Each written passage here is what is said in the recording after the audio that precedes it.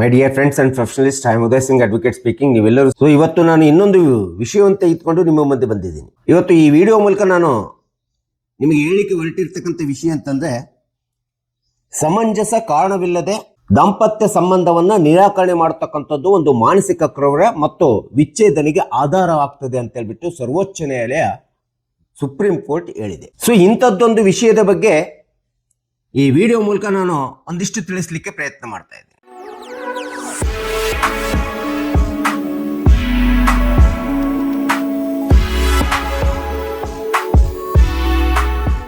ನಿಮ್ಗೆಲ್ಲರಿಗೂ ಗೊತ್ತಿರೋ ಹಾಗೆ ಹಿಂದೂ ವಿವಾಹ ಕಾಯ್ದೆ 1955 ಪ್ರಕಾರ ಕೌಟುಂಬಿಕ ನ್ಯಾಯಾಲಯಗಳಲ್ಲಿ ಸೆಕ್ಷನ್ 13 ಸ್ಮಾಲ್ IA ಕ್ಲಾಸ್ ನಡಿ ಒಳಗಡೆ ನಾವು ವಿವಾಹ ವಿಚ್ಛೇದನಕ್ಕೆ ಕ್ರೌರ್ಯದಲ್ಲಿ ಬಂದಾಗ, ಕ್ರೂಯಲ್ಟಿ ಒಳಗಡೆ ಬಂದಾಗ ಪಿಟಿಷನ್ ಅನ್ನು ಹಾಕಿಕೊಳ್ಳತಕ್ಕಂಥದ್ದು ನಿಮಗೆ ಸಹಜವಾಗಿರ್ತಕ್ಕಂಥ ಒಂದು ವಿಷಯ. ಸೊ ಇಂಥ ಒಂದು ಕ್ರೂಯಲ್ಟಿ ಆಧಾರದ ಮೇಲೆ ಹೆಂಡತಿ ಗಂಡನ ಮೇಲೆ ದಾವೆ ಹೂಡಬಹುದು ಅಥವಾ ಗಂಡ ಹೆಂಡತಿಯ ಮೇಲೆ ದಾವೆಯನ್ನು ಹೂಡ್ತಕ್ಕಂಥದ್ದು ನಾವು ನ್ಯಾಯಾಲಯಗಳಲ್ಲಿ ನೋಡ್ತಾ ಇದ್ವಿ. ಆದರೆ ವಿಚ್ಛೇದನಕ್ಕೆ ಈ ರೀತಿಯಾದಂಥ ದಾವೆಯನ್ನು ಹಾಕಿದಂಥ ಸಂದರ್ಭದಲ್ಲಿ ಸಮಂಜಸವಾದಂಥ ಕಾರಣವನ್ನು ಕೊಡಬೇಕಾಗುತ್ತೆ, ಕ್ರೂಯಲ್ಟಿಗೆ ಸಮಂಜಸವಾದಂಥ ದಾಖಲೆಗಳನ್ನು ಕೊಡಬೇಕಾಗುತ್ತೆ. ಇಂಥ ಒಂದು ಯಾವುದೇ ಒಂದು ಸಮಂಜಸ ಕಾರಣವಿಲ್ಲದೆ ನಿರಂತರವಾಗಿ ದಾಂಪತ್ಯ ಜೀವನವನ್ನ ಗಂಡ ಹೆಂಡತಿಲಿಂದ ನಿರಾಕರಣೆ ಮಾಡಬಹುದು ಅಥವಾ ಹೆಂಡತಿ ಗಂಡನಿಗೆ ನಿರಾಕರಣೆ ಮಾಡತಕ್ಕಂಥದ್ದು ಇದು ಸಹ ಒಂದು ಮಾನಸಿಕ ಕ್ರೌರ್ಯ ಆಗ್ತದೆ ಮತ್ತು ದಾಂಪತ್ಯ ಜೀವನದ ವಿಚ್ಛೇದನೆಗೆ ಸ್ಪಷ್ಟ ಕಾರಣ ಆಗ್ತದೆ ಅಂತೇಳಿ ಸುಪ್ರೀಂ ಕೋರ್ಟು ಈ ಒಂದು ತೀರ್ಪನ್ನು ಕೊಟ್ಟಿರ್ತಕ್ಕಂಥದ್ದು ನಾವು ನೋಡ್ತಾ ಇದ್ದೀವಿ.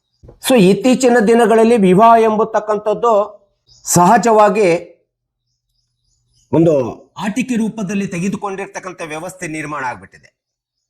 ಮದುವೆ ಆಗ್ಬಿಟ್ಟು 1 ವಾರ ಆಗಿರ್ತದೆ, 1 ತಿಂಗಳಾಗಿರ್ತದೆ, 3 ತಿಂಗಳಾಗಿರ್ತದೆ.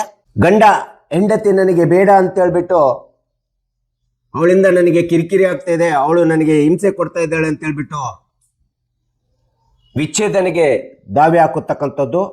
ಗಂಡನ ವಿರುದ್ಧ ಹೆಂಡತಿ ಯಾವುದೇ ಕಾರಣಗಳಿಲ್ಲದೆ ಸುಮ್ಮನೆ ನಮಗೆ ಕಿರಿಕಿರಿ ಆಗ್ತದೆ, ನನಗೆ ಹಿಂಸೆ ಆಗ್ತದೆ, ನನಗೆ ಮಾನಸಿಕ ಕ್ರೌರ್ಯ ಆಗ್ತಿದೆ ಅಂತ ಹೇಳ್ಬಿಟ್ಟು ವಿನಾಕಾರಣ ಸಮಂಜಸ ಕಾರಣವಿಲ್ಲದೆ ಗಂಡನ ವಿರುದ್ಧ ದಾವೆಯನ್ನು ಹಾಕತಕ್ಕಂಥದ್ದು ಅಥವಾ ಗಂಡನ ಮನೆಯನ್ನು ಬಿಟ್ಟು ತವರು ಮನೆಗೆ ಹೋಗತಕ್ಕಂಥದ್ದನ್ನ ಇವತ್ತಿನ ದಿನಗಳಲ್ಲಿ ನಾವು ಸಹಜವಾಗಿ ನೋಡ್ತಾ ಇದ್ದೀವಿ.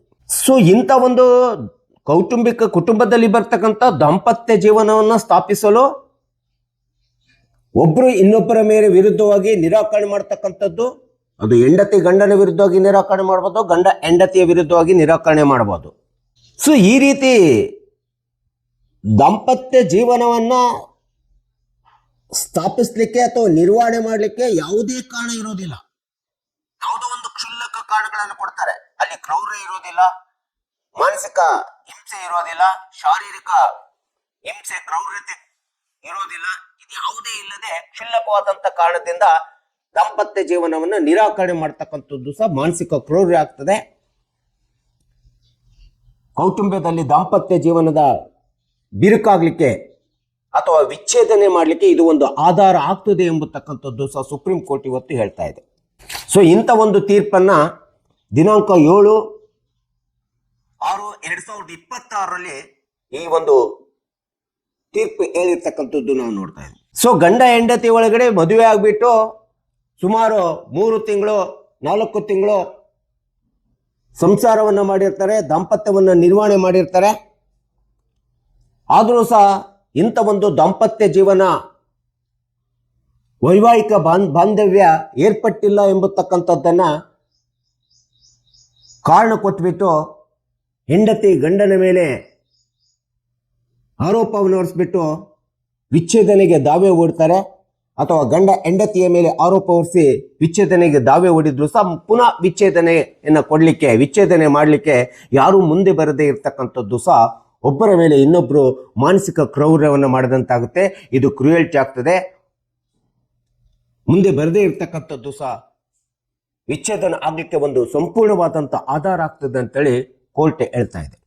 ಸೊ ಇಂಥದ್ದೊಂದು ಪ್ರಕರಣ 2007 ಸಮರ್ ಘೋಷ್ ವರ್ಸಸ್ ಜಯಾ ಘೋಷ್ ಎಂಬ ಪ್ರಕರಣದ ಒಂದು ಉಲ್ಲೇಖವನ್ನು ಕೊಟ್ಬಿಟ್ಟು ಸುಪ್ರೀಂ ಕೋರ್ಟ್ ಗಂಡ ಹೆಂಡತಿಯವರು ಗಂಡ ಹೆಂಡತಿ ವಿವಾಹವಾಗಿ ಯಾವುದೇ ಒಂದು ಸ್ಪಷ್ಟವಾದಂಥ ಕಾರಣ ಕೊಡದೆ, ಸಮಂಜಸವಾದಂಥ ಕಾರಣ ಕೊಡದೆ, ದಾಖಲೆಗಳಿಂದ ಕೂಡಿರ್ತಕ್ಕಂಥ ಕ್ರೌರ್ಯ, ಮಾನಸಿಕ ತೊಂದರೆ, ಹಿಂಸೆ ಆಗ್ತಾ ಇದೆ ಎಂಬತಕ್ಕಂಥದ್ದು ನಿಜವಾದ ಒಂದು ಕಾರಣವಿಲ್ಲದೆ ಕ್ಷುಲ್ಲಕವಾದಂಥ ಕಾರಣಗಳನ್ನು ಕೊಟ್ಟಿತ್ತು, ನೆಪವನ್ನು ಕೊಟ್ಬಿಟ್ಟು 3 ತಿಂಗಳು 6 ತಿಂಗಳು ಸಂಸಾರ ಮಾಡಿ ಪುನಃ ವೈವಾಹಿಕ ಜೀವನದ ದಾಂಪತ್ಯ ಸಂಬಂಧವನ್ನು ಸ್ಥಾಪಿಸಲು ಸಾಧ್ಯವಿಲ್ಲ ಎಂಬತಕ್ಕಂಥ ನೆಪದಿಂದ ಕೂಡಿರ್ತಕ್ಕಂಥ ಕಾರಣವನ್ನು ಕೊಡ್ತಕ್ಕಂಥದ್ದು. ಅಂಥ ಒಂದು ದಾಂಪತ್ಯ ಜೀವನವನ್ನು ಸ್ಥಾಪಿಸುವುದರಲ್ಲಿ ಹೆಂಡತಿ ಗಂಡನ ವಿರುದ್ಧ ನಿರಂತರವಾಗಿ ನಿರಾಕರಿಸತಕ್ಕಂಥದ್ದಿರ್ಬೋದು, ಅಥವಾ ಗಂಡ ಹೆಂಡತಿಯ ವಿರುದ್ಧ ನಿರಂತರವಾಗಿ ನಿರಾಕರಿಸತಕ್ಕಂಥದ್ದೇನಿದೆ, ಇದನ್ನು ಸ್ಪಷ್ಟವಾಗಿ ಗಮನಿಸಿಬಿಟ್ಟು ಸುಪ್ರೀಂ ಕೋರ್ಟು ಕೌಟುಂಬಿಕ ನ್ಯಾಯಾಲಯದ 2007 ಸಮರ್ ಘೋಷ್ ವರ್ಸಸ್ ಜಯ ಘೋಷ್ ಎಂಬತಕ್ಕಂಥವರ ಪ್ರಕರಣವನ್ನ ಉದಾಹರಣೆಯಾಗಿ ಕೊಟ್ಟು ಉಲ್ಲೇಖಿಸಿಬಿಟ್ಟು ಇಂಥ ಒಂದು ಮಹತ್ವದ ತೀರ್ಪನ್ನ ಕೊಟ್ಟಿರ್ತಕ್ಕಂಥದ್ದು ನಾವು ನೋಡ್ತಾ ಇದ್ದೀವಿ. ಸೊ ಇಂಥದ್ದೊಂದು ತೀರ್ಪು ಸರ್ವೋಚ್ಚ ನ್ಯಾಯಾಲಯದ ಪೀಠ ST ವರ್ಸಸ್ SV 2026 INSC 620 ಈ ಪ್ರಕರಣದಲ್ಲಿ ಇಂಥ ಒಂದು ತೀರ್ಪನ್ನ ನೀಡಿರ್ತಕ್ಕಂಥದ್ದು ನಾವಿಲ್ಲಿ ಕಾಣ್ತಾ ಇದ್ದೀವಿ. ಹೀಗೆ 2007 ಪ್ರಕರಣವಾಗಿರ್ತಕ್ಕಂಥ ಸಮರ್ ಘೋಷ್ ವರ್ಸಸ್ ಜಯ ಘೋಷ್ ಎಂಬತಕ್ಕಂಥದ್ದು ಈ ರೀತಿ ಸಮಂಜಸ ಕಾರಣ ಕೊಡದೆ ವಿನಾಕಾರಣ ದಾಂಪತ್ಯ ಜೀವನವನ್ನು ಪುನರ್ಸ್ಥಾಪಿಸುವುದರಲ್ಲಿ ಹೆಂಡತಿ ನಿರಾಕರಣೆ ಮಾಡ್ಬೋದು, ಅಥವಾ ಗಂಡ ಹೆಂಡತಿಯ ವಿರುದ್ಧ ನಿರಾಕರಣೆ ಮಾಡ್ತಕ್ಕಂಥದ್ದು ಇದು ಸಹ ಒಂದು ವಿಶಿಷ್ಟವಾಗಿ ಮಾನಸಿಕ ಕ್ರೌರ್ಯ ಆಗ್ತದೆ. ಅದು ಯಾರಿಗೇ ಇರ್ಬೋದು, ಗಂಡನಿಗಿರ್ಬೋದು, ಹೆಂಡತಿಗಿರ್ಬೋದು. ಇಂಥ ಒಂದು ಮಾನಸಿಕ ಕ್ರೌರ್ಯವನ್ನ ನಿರಂತರವಾಗಿ ಮುಂದುವರಿಸಿಕೊಂಡು ಹೋದಂಥ ಸಂದರ್ಭದೊಳಗಡೆ ಈ ಒಂದು ಆಧಾರವಾಗಿ ಇಟ್ಕೊಂಡ್ಬಿಟ್ಟು ದಾಂಪತ್ಯ ಜೀವನಕ್ಕೆ ವಿಚ್ಛೇದನೆ ಕೊಡಬೇಕಾಗುತ್ತೆ, ವಿಚ್ಛೇದನೆ ಪಡ್ಕೊಳ್ಳುವಂಥ ಪರಿಸ್ಥಿತಿ ನಿರ್ಮಾಣ ಆಗ್ತದೆ ಅಂತ ಹೇಳ್ಬಿಟ್ಟು ಸುಪ್ರೀಂ ಕೋರ್ಟು ಈ ಒಂದು ಪ್ರಕರಣದಲ್ಲಿ ಸ್ಪಷ್ಟವಾಗಿ ಹೇಳಿರ್ತಕ್ಕಂಥದ್ದನ್ನು ನಾವಿಲ್ಲಿ ನೋಡ್ತಾ ಇದ್ದೀವಿ. ಹೀಗಾಗಿ ಸಮಂಜಸ ಕಾರಣ ಕೊಡದೇ ಇರತಕ್ಕಂಥ ಒಂದು ನಿರಾಕರಣೆ ಸಹ ಕ್ರೂಯಲ್ಟಿ ಆಗುತ್ತೆ, ಮಾನಸಿಕ ಕ್ರೌರ್ಯ ಆಗ್ತದೆ ಎಂಬತಕ್ಕಂಥದ್ದನ್ನು ನಾವಿಲ್ಲಿ ಈ ಒಂದು ಸುಪ್ರೀಂ ಕೋರ್ಟಿನ ಕೌಟುಂಬಿಕ ನ್ಯಾಯಾಲಯದ ತೀರ್ಪನ್ನು ಎತ್ತಿ ಹಿಡಿದಿರ್ತಕ್ಕಂಥ ಸರ್ವೋಚ್ಚ ನ್ಯಾಯಾಲಯದ ತೀರ್ಪನ್ನು ಪಕ್ಷಕಾರರು, ಸಾರ್ವಜನಿಕರು ನಾವೆಲ್ಲರೂ ಸಹ ತಿಳ್ಕೋಬೇಕೆಂಬತಕ್ಕಂಥ ಹಿನ್ನೆಲೆಯನ್ನು ಇಟ್ಕೊಂಡ್ಬಿಟ್ಟು ನಾನು ಈ ವಿಡಿಯೋನ ಮಾಡಿದ್ದೀನಿ. ದಯವಿಟ್ಟು ನನ್ನ ವಿಡಿಯೋ ಇಷ್ಟ ಆಗಿದ್ದರೆ ಶೇರ್ ಮಾಡಿ, ಲೈಕ್ ಮಾಡಿ, ಕಮೆಂಟ್ ಮಾಡಿ, ಮತ್ತು ನನ್ನ ಚಾನಲ್ಗೆ ಯಾರು ಸಬ್ಸ್ಕ್ರೈಬ್ ಆಗಿಲ್ಲ ನೀವೆಲ್ಲರೂ ಸಬ್ಸ್ಕ್ರೈಬ್ ಆಗಬೇಕಂತ ಕೇಳ್ಕೊಳ್ತಾ ಇವತ್ತಿನ ವಿಷಯಕ್ಕೆ ವಿರಾಮ ಹೇಳ್ತೀನಿ. ನಾನು ಇನ್ನೊಂದು ವಿಷಯವನ್ನು ತೆಗೆದುಕೊಂಡು ನಿಮ್ಮ ಮುಂದೆ ಬರ್ತೀನಿ. ಜೈ ಹಿಂದ್, ಜೈ ಕರ್ನಾಟಕ.